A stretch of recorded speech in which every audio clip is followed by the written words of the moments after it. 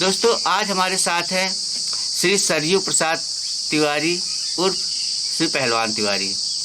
दोस्तों ये एक समाज सेवक है और समाज के पुरोधा हैं। जब से बचपन से मैं देख रहा हूँ इनको, किसी भी सामाजिक आयोजन पे आप जाइए तो जो सबसे कर्मठ आपको व्यक्ति दिखेंगे यही दिखेंगे। कहीं पर भी किसी भी हमारे चाहे ब्राह्मणों का लीजिए या जो भी जवार है, कोई भी चाहे सुख हो चाहे दुख, अगर किसी को अपने यहाँ आयोजन कराना है और उसका निमंत्रण समाज में डिस्ट्रीब्यूशन करना है तो सबसे पहले अगर कोई नाम आता है तो श्री पहलवान तिवारी का नाम आता है। दोस्तों आज हमारा सौभाग्य है कि ये हमारे बीच में हैं और इनका अनुभव हम अपने चैनल के माध्यम से आप लोगों के बीच लेके आ रहे हैं। तो दोस्तों देर न करते हुए सीधे हम चलते हैं श्री पहलवान तिवारी जी के पास। इनसे इनके अनुभव के बारे में जानेंगे, इनके बारे में जानेंगे और इनके अनुभव से लाभ उठाएंगे। Thank you very much. चलिए आप। हाँ, मेरा परिचय आप पूछ रहे हैं ना? जी जी आप। हाँ, मेरा नाम सरयू प्रसाद तिवारी उर्फ पहलवान तिवारी। मेरे पिताजी, स्वर्गीय पिताजी का नाम शिव प्रसाद तिवारी जेलर थे। वो पुराने अंग्रेजों के ज़माने के जेलर थे।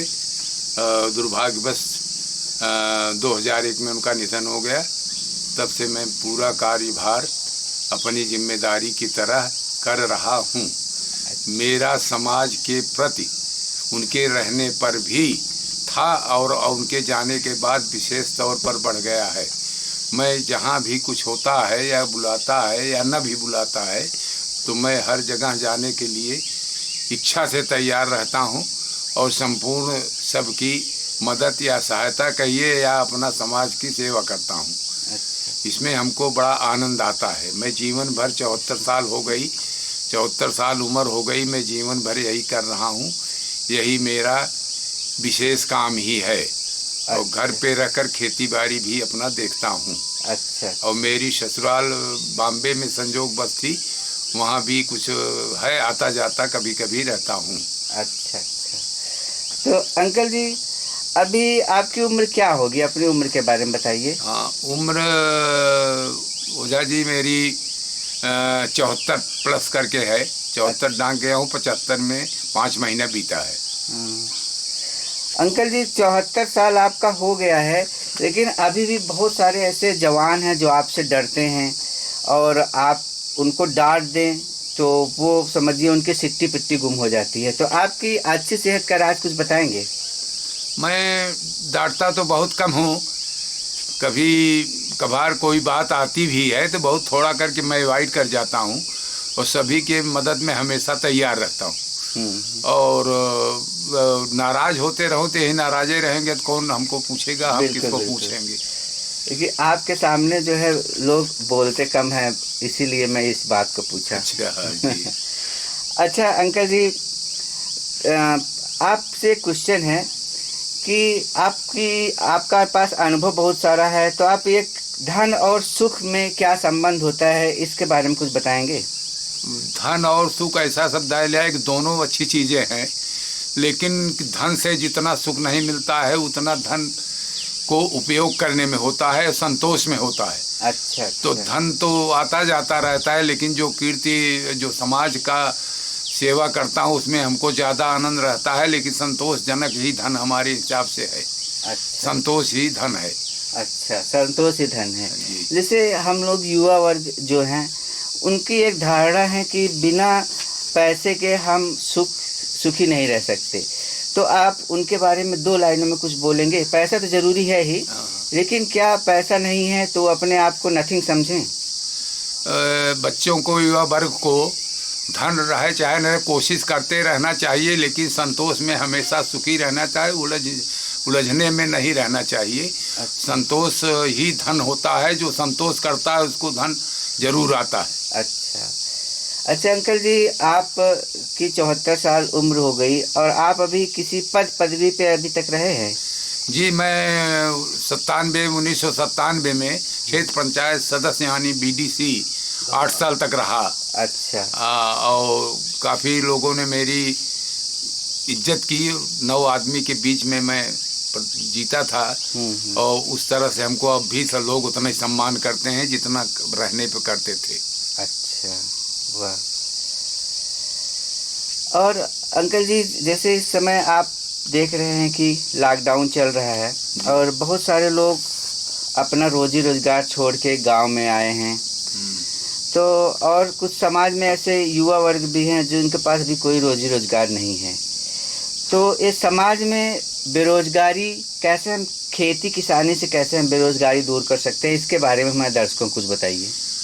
दर्शकों के क्या, मैं रोज चैनल पे या टीवी पे या मुख्यमंत्री जी से रोज आश्वासन आ रहा है कि यहाँ जो आ रहे हैं उनके लिए पूरा इंतजाम कर रहे हैं, और ऐसा नहीं होगा कि धन के बिना, रोजी के बिना युवा लोग असंतोष रहेंगे, संतोषजनक हो जाएगा। अच्छा। अभी तो लॉकडाउन चला 2 महीना 65-70 दिन हुआ, अभी आज भी कुछ बढ़ाए हैं या क्या किए हैं, तो इसमें युवा वर्ग को नज़ीर लेना चाहिए कि संतोष रखें और आगे बढ़ने की कोशिश करते रहें। यही बच्चों से या युवा से हमारा निवेदन रहेगा। जहाँ तक पहुँचूंगा मैं यही संदेश दूंगा। अच्छा, मुंबई से आपका कोई और विशेष संबंध है, जैसे कि आपकी ससुराल है, उसके अलावा कोई और विशेष संबंध है? मुंबई में भी जो लोग हैं वो आपका ये वीडियो देखेंगे। तो बम्बई में हमारी ससुराल है, हमारे दामाद 2 रहते हैं वहाँ, हमारे भाई की भी ससुराल है। इसलिए हमको वहाँ आना जाना साल में 2-3 बार पड़ता है जी। वहाँ वाले भी हमको खूब जानते हैं, वहाँ भी कुछ पड़ता है तो हम बुलाए जाते हैं और अक्सर जाते रहते हैं जी, अक्सर जाते रहते हैं। तो आपने बम्बई के बारे में पूछा, बम्बई मेरा आना जाना विशेष है और बड़ा लगाव भी है बम्बई से। और आप जो पूछना चाहे ओझा जी, बार बार धन्यवाद है। मैं इसलिए आपसे बम्बई के बारे में पूछा कि 2-3 बार आप मुझसे टिकट निकलवाएं बम्बई के बारे में। हाँ, तो इसलिए। अच्छा, आपके पास तो आपके तो बहुत सारे दोस्त हैं, बहुत सारे आपके जानने पहचाने वाले हैं। यहाँ से करीब 50-55 गाँवों में जहाँ भी आपका नाम ले लीजिए तो आपको सभी लोग जानने वाले हैं। तो क्या आप अपने कुछ ऐसे खास दोस्तों के बारे में बताना चाहेंगे, जो 2-4 लोग हैं? तो ओझा जी या आप जो भी हों, आपसे मैं ये याचना करना चाहता हूँ कि हमारे सभी मित्र हैं और सभी सहयोगी हैं जी। इन्हीं लोगों के सहयोग से मैं आगे बढ़ रहा हूँ। इज्जत इतनी ये लोग देते हैं कि इसमें मैं बांटने का अधिकार मेरे को नहीं है। मेरे लिए समाज पूरा सब एक है। अच्छा। विशेष 10-20 आदमी है तो किसका नाम लूं? बिल्कुल। तो सब हमारे लिए वही चीज़ हैं। इसके लिए आप क्षमा करेंगे। अच्छा, चलिए, अब मैं आपसे लास्ट क्वेश्चन अंकल जी पूछ रहा हूँ। जैसे कि युवा वर्ग है, इसके सामने 2 शब्द जब आते हैं, एक तो आता है मड़रीक शब्द।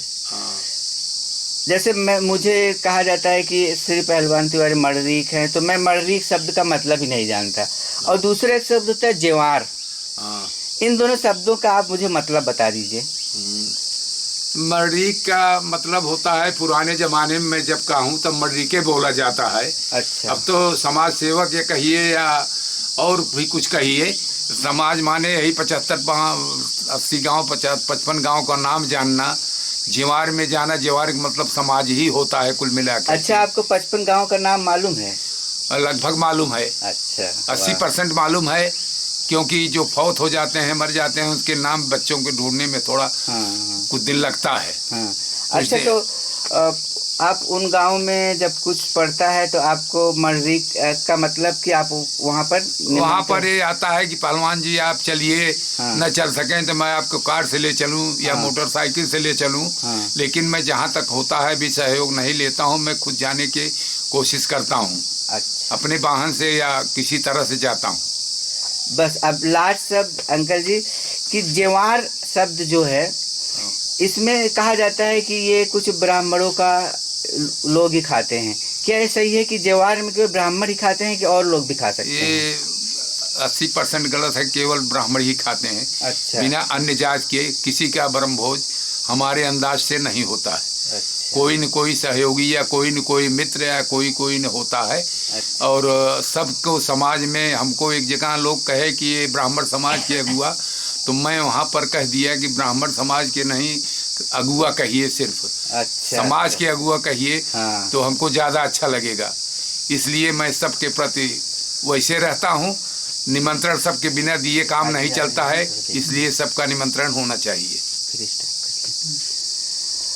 तो अंकल जी, बस लास्ट क्वेश्चन, जो हमारे समाज के युवा वर्ग हैं, इनको कोई आप संदेश दे दीजिए। फिर आपका हमारे शो पे आने के लिए बहुत बहुत धन्यवाद आपका। मैं सभी को यही चाहता हूँ कि जैसे मैं समाज की सेवा कर रहा हूँ, सबके यहाँ जा रहा हूँ, अपना समय करके अच्छा व्यतीत कर रहा हूँ, इसी तरह बच्चों को भी आग्रह करूँगा कि ये लोग भी समाज में जाएं, आवें, सबकी सेवा करें, तभी अपनी सेवा भी होगी।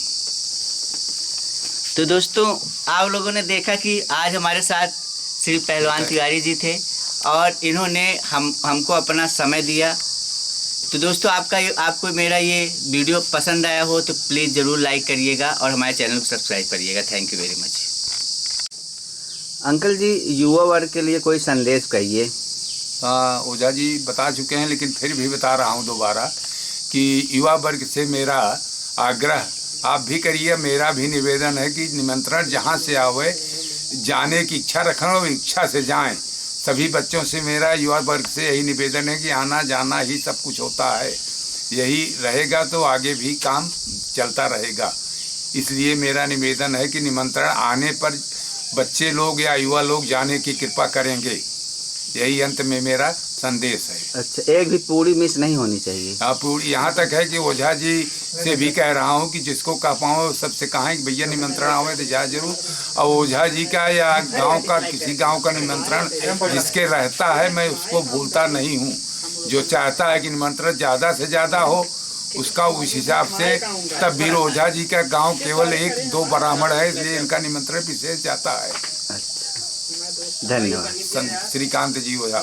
Thank you.